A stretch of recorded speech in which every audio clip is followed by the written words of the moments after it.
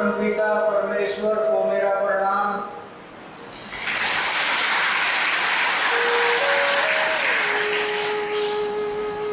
आज शरद पूर्णिमा है।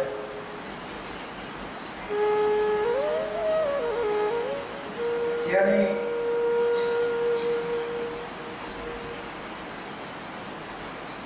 वो पूर्णिमा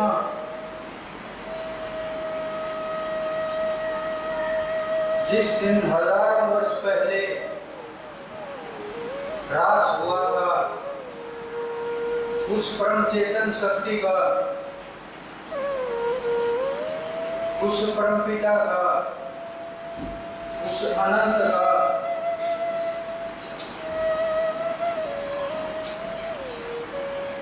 वो समय कुछ लोग दुर्भावना से देखते हैं, कुछ लोग काम की दृष्टि से देखते हैं। जिसके जितने जैसे विचार हैं, जिसके जितनी जहां तक बुद्धि है, जहां तक जिसकी पहुंच है, वहीं तक वो विचार करता है, वहीं तक वो सोचता है।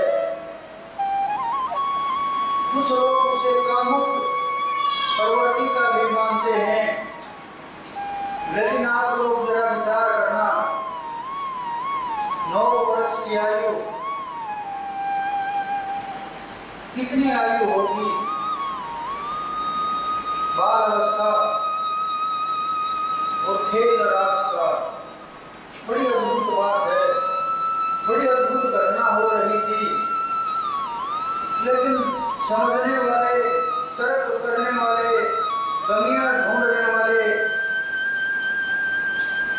ढूंढते ही रहते हैं।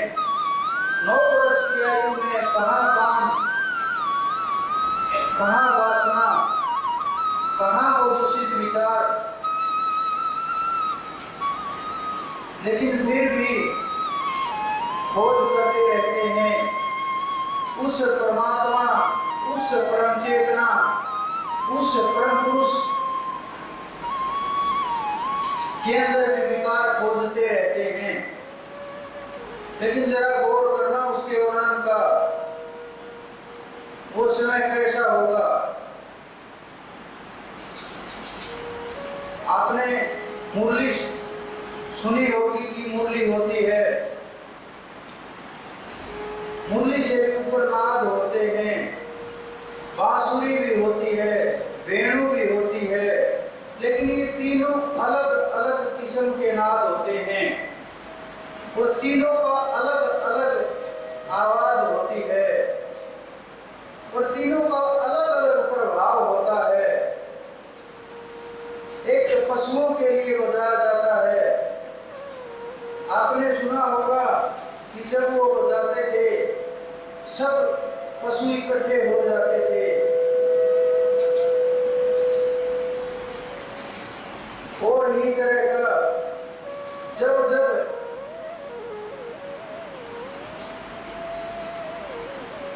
जो ही उन्होंने अपने आधारों से वो लोग लगाई तो पशु तक दौड़े चले आते थे। विदेशों में स्वामी विवेकानंद ने ये सिद्ध भी किया है। उन्होंने कहा, स्वामी विवेकानंद जी विदेश गए हुए थे। लोगों ने कहा, तुम्हारे यहाँ तो सुना है कि ग्वाले एक बांसुरी से हजारों पशु इकट्ठा कर लेते हैं, तुम उसी को परमात्मा मानते हो, क्या ऐसा संभव है? ये तो बिल्कुल बिना तर्क वाला प्रश्न हुआ, बिना तर्क वाला खेल हुआ। लेकिन स्वामी विवेकानंद ने एक खुले के अंदर स्टेज के बिना खड़े होकर के भाषण देना शुरू किया। जो जो वो देते चले गए, जो जो बोलते चले गए, और आत्मा, विचार और मन जब उनका जुड़ाव हुआ और उनके शब्द के तेज से, शब्द के प्रभाव से वो इतना जितना पीछे हटते चले गए, लोग उतना ही उनके नजदीक जाते चले गए और बहुत दूर तक चले गए। वो इसी तरह से लगभग 100 मीटर के आसपास वो पीछे हटते चले गए और लोग उनके संग जाते चले गए। उन्होंने कहा, तुम कहाँ आ चुके हो? लोगों ने कहा, हम तो वही हैं जहां पर बैठे थे। स्वामी जी ने कहा कि पीछे मुड़कर देखो। जब पीछे मुड़कर देखा तो बहुत दूर आ चुके थे। फिर उन्होंने कहा, आप लोग तो बुद्धिजीवी हैं, वो तो केवल पशु मात्र थे। जब एक बुद्धिजीवी शब्द के इतने प्रभाव से इतनी दूर तक आ सकता है और मैं तो एक आम इंसान हूँ, वो तो समय साक्षात परमपिता चेतन सत्ता उतर करके आए थे और पहुंचे थे कि बिल्कुल उसकी ताकत का कोई अंदाजा नहीं, न आज तक हुआ है न हो सकता है। तो इसी प्रकार से उसकी आयु 9 वर्ष की। और जब रास हुआ तो बांसुरी का नाद नहीं बजा। नाच हो जब मुरली का भी, क्योंकि ये अलग अलग दोनों हैं। जब रास होता है तो रास के समय वेणु का नाद बजाया जाता है। वेणु का नाद उच्चतम श्रेणी का नाद है। तो इसमें कोई स्त्री पुरुष का भेद नहीं रहता। जब उन्होंने रास की शुरुआत की, क्योंकि कामदेव को भी बड़ा इंकार हो गया था कि मैं आपके ऊपर प्रभाव कर दूंगा। इस कारण से श्री कृष्ण जी ने कामदेव को समय बुलाया और कहा कि आज ये शरद पूर्णिमा है और आज रास की शुरुआत होगी, नारियां भी होंगी, सब कुछ होगा।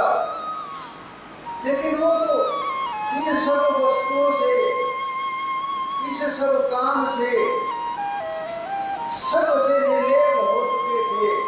बहुत ऊंची स्थिति के महापुरुष बहुत दूर जा चुके थे।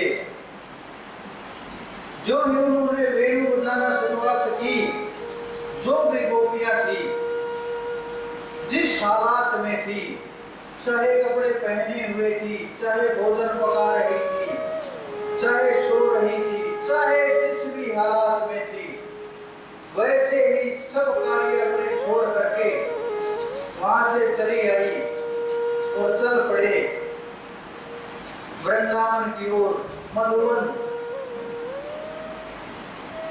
आज भी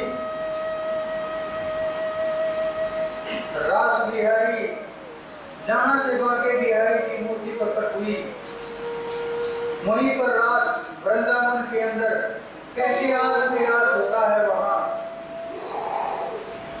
तो वो रास बिहारी जब जब जरूरत होती है, यही